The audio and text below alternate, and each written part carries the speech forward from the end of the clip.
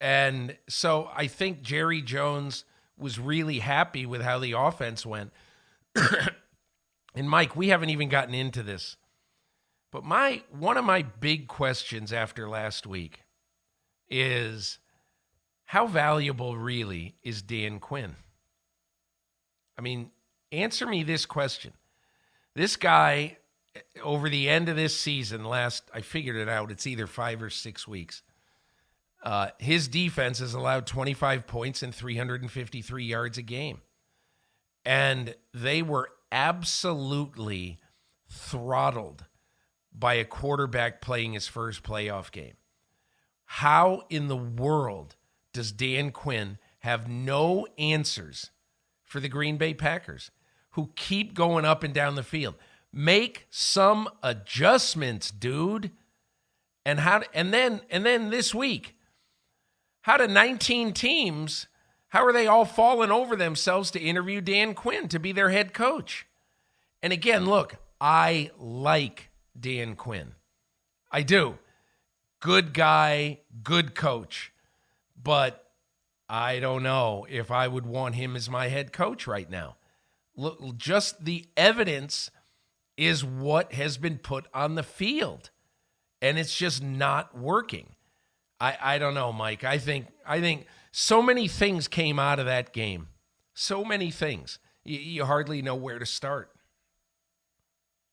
Well, and your point about Dan Quinn is a valid one. How do you even begin to sell Dan Quinn to your fan base as your next head coach when his closing argument to become any head coach is giving up 48 points to the 7th-seeded Green Bay Packers at home following a 16-game home winning streak where they apparently were caught completely flat-footed and unprepared for what was coming?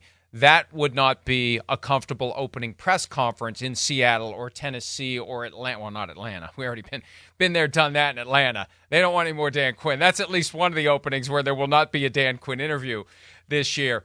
But it makes it very difficult. And there's already been reporting I've seen from multiple different reporters that Dan Quinn will be back as the defensive coordinator of the Cowboys if he doesn't get a head coaching job. And obviously he won't be getting a head coaching job. I'd be beyond stunned if he gets a head coaching job, because you're not going to get a lot of season ticket renewals and other engagement from your fan base if you say the guy whose defense gave up 48 points against the Packers in the wild card round is our new head coach. Now, on that loss to the Packers, let's hear from Mike McCarthy, because obviously that was a topic when it was time for him to sit down with Jerry Jones and have a lengthy conversation about the most recent past and, more importantly, the future. Here's McCarthy from a press conference yesterday discussing that subject. I think we went probably a little bit past 3 hours. We talked about a number of topics. I mean, the first topic was obviously the disappointment of the ending of the season. Went through all the layers of that. Then we talked about pretty much everything in the football program. I'll be honest with you. The only thing I worry about is my family. I'm extremely confident in who I am. I can't say that enough. And I'm confident in what we've done here, and I have great confidence in where we're going. And that's really was how the meeting ended. So is the threat? Can I finish?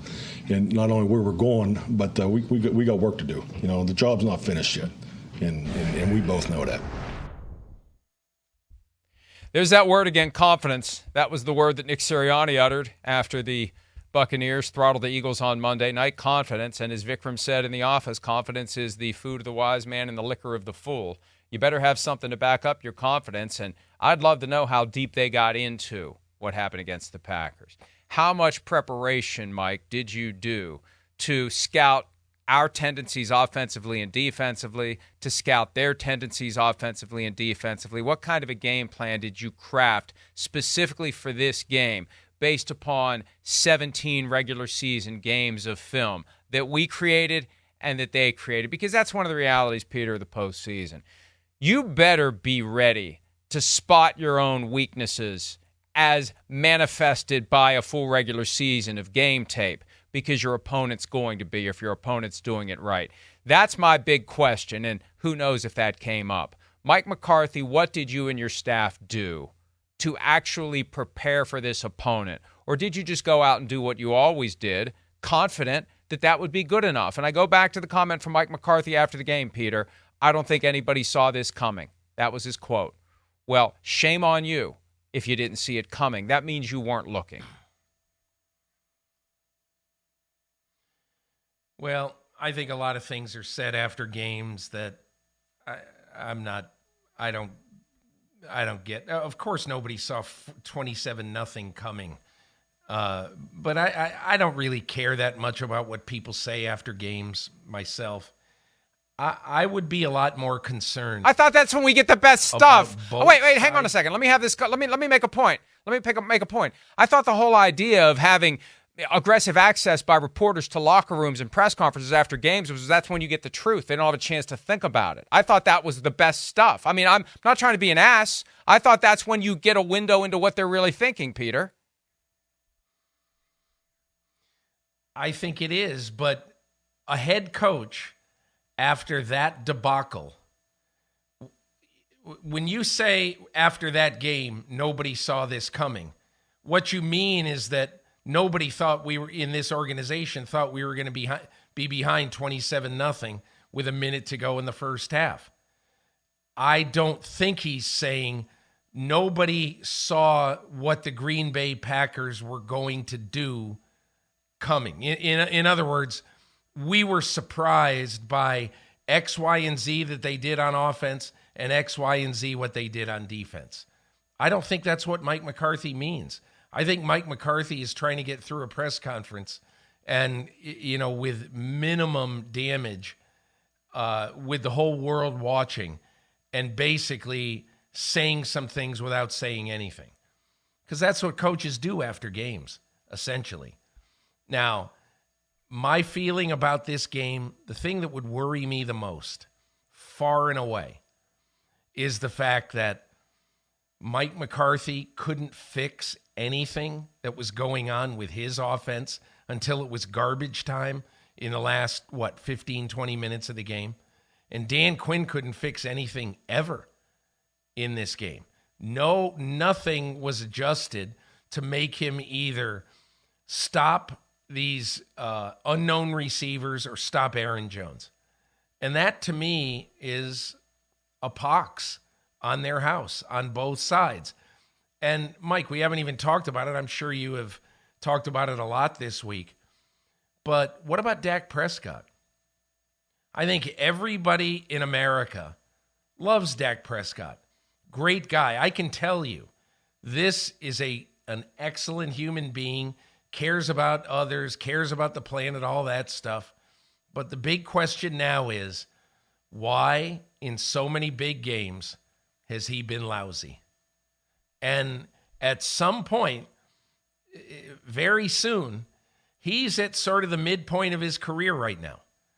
And at some point very soon, that is going to be who you are. It's who you are right now.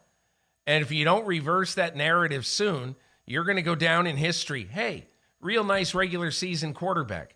Certainly not even close to one of the all-time greats. And that's another thing that, we haven't even talked about. He handed Green Bay 14 points. I don't know, Mike. There's so much to worry about with the Cowboys.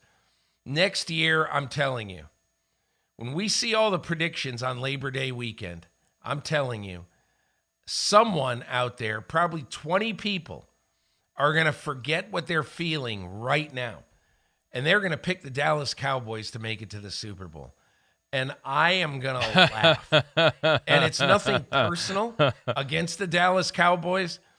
But after seeing what we've seen with this team for so long, how you could think that as currently constituted, they're going to come back and be a significant threat for the Super Bowl is just, it's laughable. Honestly, it's laughable.